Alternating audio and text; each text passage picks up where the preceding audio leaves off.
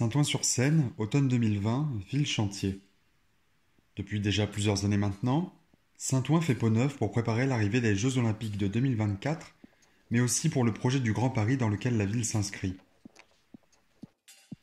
Du nord au sud, des chantiers ponctuent Saint-Ouen, entre deux maisons de ville ou sur d'immenses terrains vagues, près des puces, de la mairie, des docks ou le long du boulevard Victor Hugo. La ville se trouve ainsi dans une temporalité toute particulière, elle est en pleine mutation. C'est une ville qui ne ressemble déjà plus à l'ancien Saint-Ouen industriel, mais qui est encore loin du résultat attendu pour la fin de ces grands projets urbanistiques qui concernent la capitale et sa banlieue. Si l'évolution des villes peut être considérée comme un processus continu et dans la durée, sans réelle fin, Saint-Ouen semble faire table rase de son passé de cité ouvrière pour devenir l'une des communes les plus attractives aux portes de Paris.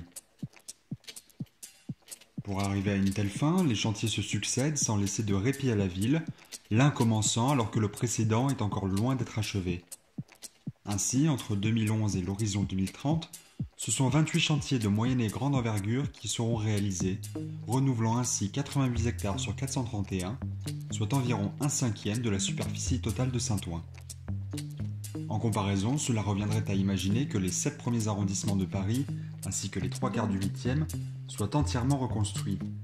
Les quelques Odoniens ayant accepté de répondre à un questionnaire ont d'ailleurs souligné l'omniprésence de ces chantiers dans la ville. Grise, moche, chaotique, triste sont les mots qu'utilisent les habitants de Saint-Ouen pour qualifier l'état actuel de leur ville. Les travaux traînent en longueur et la crise sanitaire ne les aura certainement pas fait accélérer. Autour de ces nombreux chantiers, la ville semble vide. Seuls les ouvriers et les machines semblent réellement animer Saint-Ouen. Les machines qui bougent, les machines qui crient, les machines qui se repaissent des carcasses du passé de la ville pour permettre à d'autres machines d'y édifier ce qui sera Saint-Ouen demain. Ces différents chantiers, souvent d'envergure, sont synonymes de nuisance pour les personnes qui pratiquent la ville. En plus du bruit évident qu'entraînent les travaux, des éléments d'architecture éphémères tels que des grues, des palissades, des séparateurs de voies, des bâches, viennent envahir l'espace pendant des mois et même des années. Carrefours modifiés, traversées obligatoires, déviations, interdits au public, la ville en chantier adopte également une nouvelle signalétique. Les règles ont changé, les trajets du quotidien sont bouleversés, on ne peut plus pratiquer la ville de la même façon. En effet, les chantiers perturbent l'organisation de l'espace public qui les entoure. Certaines rues sont partiellement altérées, quand d'autres sont complètement bloquées à cause de l'emprise des chantiers sur le tissu urbain. Ces altérations sont notamment dues à la présence des palissades qui viennent grignoter les trottoirs, impliquant ainsi par la suite la nécessité de créer des nouveaux espaces de circulation piétons sur la chaussée via l'utilisation de séparateurs de voies en plastique, en métal ou en béton. Le partage de l'espace public entre automobilistes et piétons devient subitement inégal lorsqu'il y a présence d'un chantier. Les chantiers urbains, d'ordinaire inaccessibles au public, représentent un univers bruyant et dangereux, réservé aux professionnels du milieu de la construction. Souvent cachés derrière des palissades, ces espaces en travaux sont ainsi des lieux isolés visuellement, spatialement et socialement. Ainsi, il existe une fracture entre les chantiers et le reste de la ville. Ils semblent vivre dans un espace-temps à part, créant alors des tensions. Même s'ils sont censés signifier un embellissement de la ville, une amélioration du bien-être urbain, leur nombre, leur taille et leur durée importante suscitent le mécontentement des Odoniens qui commencent à ne plus supporter les nuisances dues aux travaux. Une question se pose alors pour régler ces problèmes d'urbanisme: comment conjuguer la vie de chantier et celle des habitants de Saint-Ouen? Une stratégie doit être pensée dans le but de faire disparaître cette fracture en cherchant à intégrer les chantiers dans la ville. Pour cela, il est important de penser la ville comme un paysage en transition qui évolue sans cesse, comme a pu l'évoquer notamment l'architecte et urbaniste Raoul Mérotra dans plusieurs de ses conférences. I'm working on, I call it the kinetic city. We need to think of cities in terms of transitionary landscapes, which means then the temporal dimension becomes very important, the ephemeral becomes very important. We should be using space on a temporal way, because that's the way you can make this transition without locking yourself into one solution. Tous ces chantiers qui ponctuent la ville sont les marqueurs de cette transition à Saint-Ouen. Il est alors nécessaire de considérer le chantier comme un moment de changement à part entière, faisant partie de la ville vécue par chaque individu, et non pas comme étant dans un espace-temps qui fait abstraction du reste, et dont les seules manifestations qu'on en perçoit sont vécues comme des nuisances. L'un des moyens pour parvenir à intégrer les chantiers dans le tissu et la vie de Saint-Ouen était d'imaginer différentes étapes d'intervention allant de l'extérieur vers l'intérieur de ces chantiers. Penser une formule qui serait applicable pour n'importe quel chantier en choisissant 3 éléments ou notions clés: l'environnement, la frontière et le point contact. Dans un premier temps, il s'agirait donc de repenser l'espace public pour que tout le monde y trouve son compte et que les abords du chantier ne soient plus un no man's land que l'on veut éviter à tout prix. Pour permettre une progression, il faudrait ensuite intervenir sur la frontière qui sépare le chantier de la ville et chercher à la rendre plus poreuse pour permettre une meilleure communication visuelle et intellectuelle des habitants et des passants vers l'espace en travaux. Et finalement, la création de points contact aurait pour objectif de permettre aux habitants de bénéficier d'espaces de compensation autour de ces chantiers qui s'emparent temporairement d'une partie de l'espace public et ainsi de leur offrir des lieux de rencontre et de discussion. Pour tester cette stratégie, penchons-nous sur les parcelles qui accueilleront d'ici quelques années l'hôpital Grand Paris Nord. L'intérêt d'un tel choix vient dans un premier temps du fait que le chantier n'a pas encore démarré. Et il est ainsi possible d'anticiper un moyen de traiter les abords du chantier pour l'intégrer au mieux dans la ville dès son démarrage, les Audoniens étant déjà inquiets quant à son déroulement alors qu'il n'a même pas encore commencé. Ce projet s'implante sur 2 parcelles car 2 programmes sont compris: un hôpital et une université de médecine. L'université sur la parcelle nord reprendra la place du Conforama, du parc d'activités Godefroy et d'un petit îlot de logement. Quant à l'hôpital sur la parcelle sud, il remplacera toute l'usine PSA. Ainsi, les 2 parcelles réunies représentent une superficie totale de chantier de près de 7 hectares, soit l'un des plus grands chantiers qu'a pu connaître Saint-Ouen.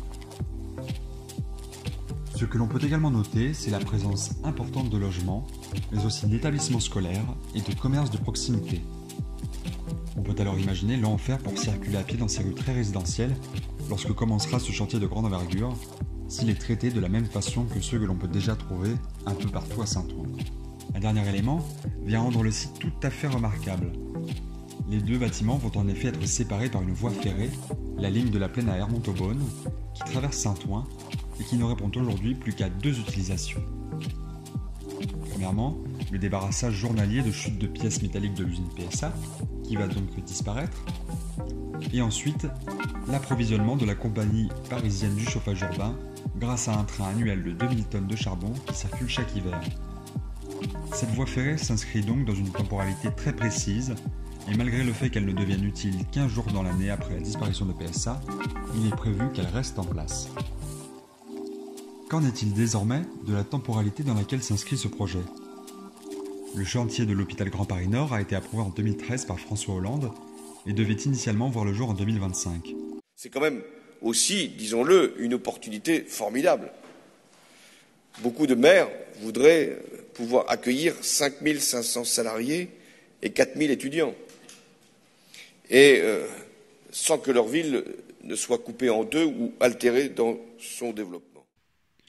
2 phases importent particulièrement, de 2021 à 2023 avec la démolition, puis de 2023 à 2028 avec la construction.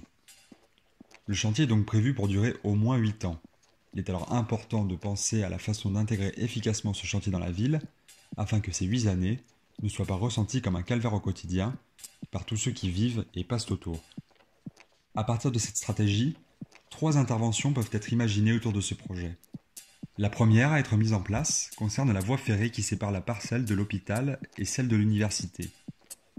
Pour ne pas que cet élément d'architecture urbaine ne soit rendu quasiment obsolète suite à la fermeture de PSA, il faut la reconvertir. Durant la première phase, celle de la démolition, la voie ferrée serait utilisée pour évacuer les gravats. De cette façon, il serait possible de limiter les allées et venues de poids lourds de chantier dans des rues où le trafic automobile est déjà bien assez stressé. Dans un second temps, lors de la phase de construction, l'idée serait de rendre la ligne de la Plaine à Hermontaubonne praticable par les piétons sur le tronçon rejoignant l'avenue du Capitaine Glarner et la rue Louis-Blanc. Il s'agirait d'imaginer un dispositif léger qui viendrait se poser sur les rails afin de les rendre adaptés à la circulation des piétons et qui pourrait être rapidement monté et démonté chaque année le jour du passage du train contenant le charbon de la compagnie parisienne du chauffage urbain. Des espaces en friche du côté de l'avenue du Capitaine Glarner et de la rue Louis-Blanc permettrait notamment d'installer des escaliers et rampes pour rendre ce nouvel espace public accessible à chacun. L'utilisation de ce tronçon de voie ferrée permet de mettre en valeur cet élément si particulier de la ville, de proposer un espace privilégié pour la circulation des piétons qui peuvent alors facilement traverser la zone de chantier en toute sécurité, à bonne distance des engins de chantier, le chemin ferroviaire ne pouvant même pas être survolé par les grues, car considéré comme étant une zone interdite de survol. Cette rue perchée permettrait également d'offrir un point de vue en hauteur tout à fait inédit sur le déroulement des travaux et de rendre ainsi au corps sa place dans la ville, aujourd'hui oubliée dans le contexte de Saint-Ouen où dominent les machines et les voitures. Dans cet espace, le corps est libre de voir, d'entendre et de se mouvoir. La deuxième intervention consisterait à travailler sur l'objet de la palissade. Une fois la démolition terminée, la totalité du terrain réservé au futur CHU sera entièrement barricadée. Le chantier incluant jusqu'à des travaux de voirie, il est donc possible que ces palissades aillent encore une fois récupérer l'espace normalement réservé aux piétons, et ce pendant plusieurs années. Ne peut-on pas imaginer une solution qui accompagnerait mieux cette transition et qui n'obligerait pas le piéton à devoir systématiquement prendre le trottoir d'en face ou à marcher fébrilement sur la chaussée ? Et si, une fois la mise en place du terrain terminée, nous donnions de l'épaisseur à ces palissades ? Ce type de dispositif, déjà expérimenté sur les abords d'un chantier à Nantes par exemple, permettrait d'offrir aux piétons un réel espace de circulation autour du chantier, qualifié et sécurisé, sans que la chaussée n'ait à être envahie de séparateurs de voies, réduisant l'espace des voitures, déjà bien agité. Cette proposition permet de contourner le phénomène de grignotage des trottoirs, au moins pendant quelques années, jusqu'à ce qu'il soit nécessaire de réaliser les derniers travaux concernant la voie publique. Si ces deux propositions traitent chacune de la notion d'environnement et de frontières, qu'en est-il des points contacts ? De chaque côté du chantier, au niveau de la place du Capitaine Glarner et à l'angle des rues Farquhar et Louis Blanc, se trouveront respectivement le parvis de l'université et le parvis de l'hôpital. Durant les premières années du chantier, jusqu'au moment où encore une fois il sera nécessaire de réaliser les derniers travaux de l'espace public entourant le projet, il s'agirait d'investir ces espaces grâce à des bâtiments éphémères accessibles aux habitants.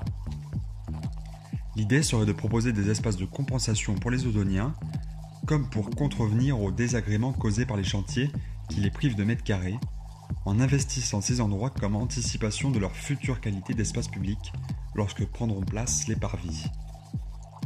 Ces structures éphémères pourront être investies librement par les habitants pour divers événements, le principal étant d'en faire des lieux de rencontre et de discussion, aussi bien entre les habitants qu'entre les habitants et les acteurs du chantier. Toutes ces interventions, il serait alors possible de parvenir à intégrer correctement le chantier de l'hôpital Grand Paris Nord dans la ville, afin que les travaux et les habitants puissent cohabiter agréablement au fil des années. Même si la plupart ont conscience du rôle bénéfique et nécessaire du renouvellement urbain, il est légitime que les Odoniens souffrent d'un ras-le-bol suite à cette accumulation importante de chantiers dans la ville ces dernières années. Afin de répondre à cette problématique, nous avons décidé d'opter pour ces différents dispositifs qui s'inscrivent dans le cadre d'un urbanisme dit de transition. En effet, si cette intervention n'est censée durer que durant les années des travaux, ces points contacts ou encore l'utilisation de la voie ferrée comme espace public pourront potentiellement influencer la fabrique et la pratique de la ville, les rendant ainsi en partie pérennes.